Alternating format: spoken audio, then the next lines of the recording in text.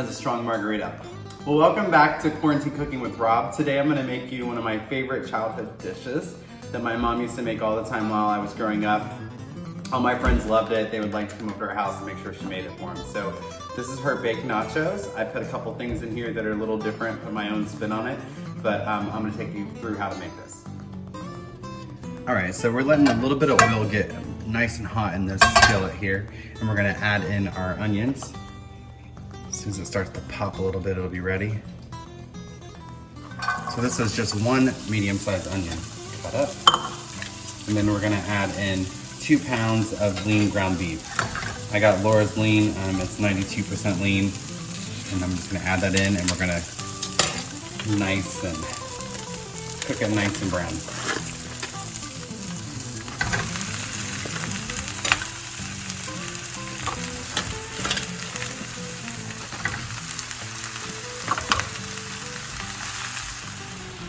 I also want to show you all this really fun tool that I got from Pampered Chef. My mom bought me. It's really awesome to break up the beef into smaller pieces, so you don't have to sit there and really work at it. This thing works wonders. And we're back. Okay, while I'm sauteing and browning the beef and the onion, I'm gonna go ahead and put the refried beans on the bottom of the pan. This is an awesome lasagna pan, so it's pretty thick and deep. So this is a 31 ounce large can of refried beans, and that's gonna be the base of this Nacho Bake. So I'm just gonna put that in there, and we're gonna smash it all down and spread it out evenly. Real easy. Just kind of get that nice and evened out. And I'm not really a refried beans person, but I don't know what it is about this dish. I love them in this. It's not the only time I eat them. And then today, I'm trying something new. I'm gonna add in some nacho cheese because it's a little stressful time right now. We all need a little extra flavor, so I'm gonna add a layer of nacho cheese that I got at Kroger.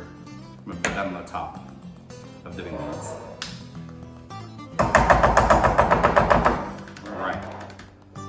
Got that nice and evened out. It doesn't have to be perfect.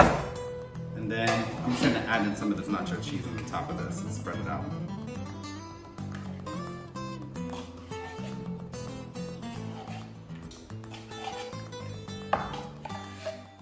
Alright. A little more flavor today. This is gonna be so good. All right, and we got that all spread out. I'm gonna go check on the beef. Okay, so you can see I got this nice and crumbled up, and it's all the way cooked. And so what I love about using the lean beef is there's hardly any grease here to drain off, but I am gonna go ahead and drain off some of the grease. And we're back. So now I have this nice and cooked and browned, and it's really nice little pieces. And what we're gonna do next is we're gonna add in entire packet of original taco seasoning. I like Ortega the best personally, and we're gonna add that in there.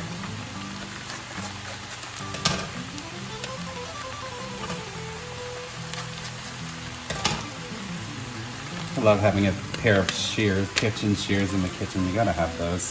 So I'm just gonna mix this in.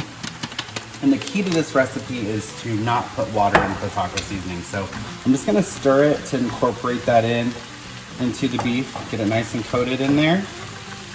And then this is the fun part. Get that nice and seasoned and incorporated. We're gonna add in an entire bottle of medium thick taco sauce from Ortega, and it is a 16 ounce bottle. So we're gonna use the whole bottle in here, and it's really gonna give this meat a lot of flavor. And like I said, we're not adding water like you normally would if you're making tacos. We're just gonna use the whole bottle of sauce. So let's go ahead and get that going in there. Whole bottle.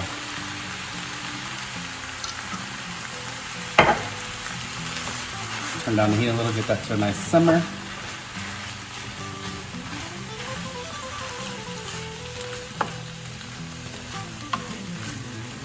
Oh, it smells good. Man, it's so good. It's nice and coated. All right, so the beef is all finished. So next thing I'm gonna do is I'm gonna put the entire amount of beef on top of the refried bean and nacho cheese mixture. Just gonna top that all off and spread it out evenly.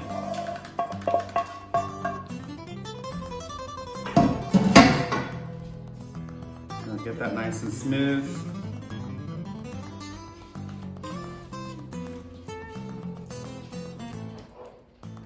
All right, there we go.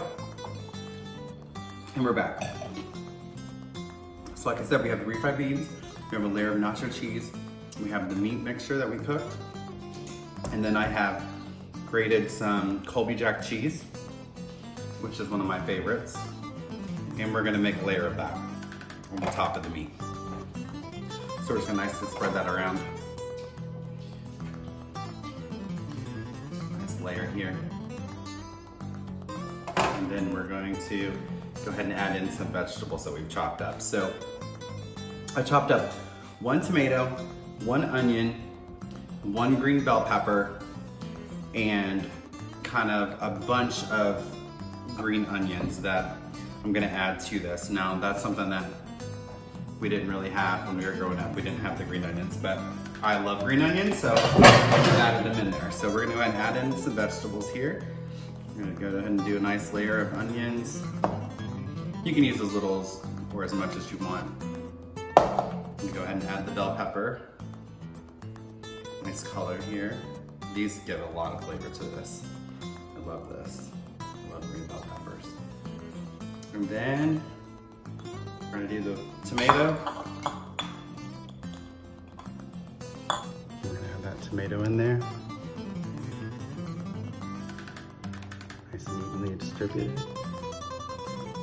What's great about this is relatively inexpensive to make, and it produces a lot of food. So if you think about all these ingredients, nothing was very expensive.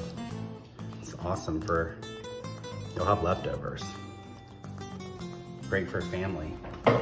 We'll add in some green onions, and then we're just gonna top all this off with mozzarella cheese.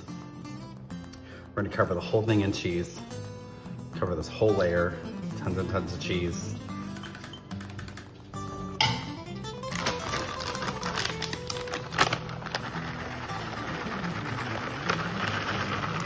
I didn't have time to pre-shred mozzarella cheese today, so we got a bag.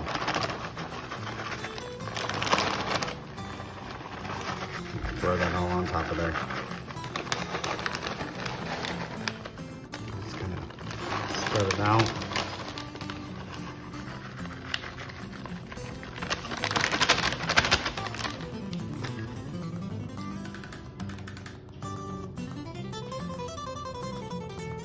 Okay, so we're going to pop this in the oven. It's already preheated at 350 degrees. And we're just gonna bake this for about 25 to 30 minutes. It's gonna be so good.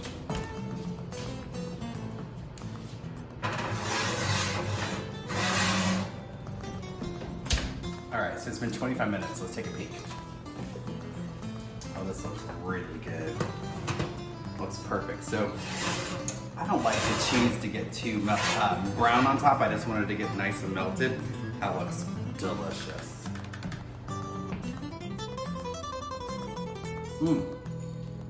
And we're back. So this smells so good. Wish you guys could smell how good this is. It's just gonna cool off for a few minutes, and then we're gonna serve it up.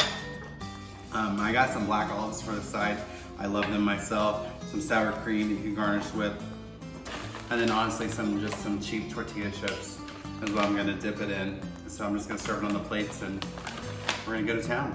Cheers.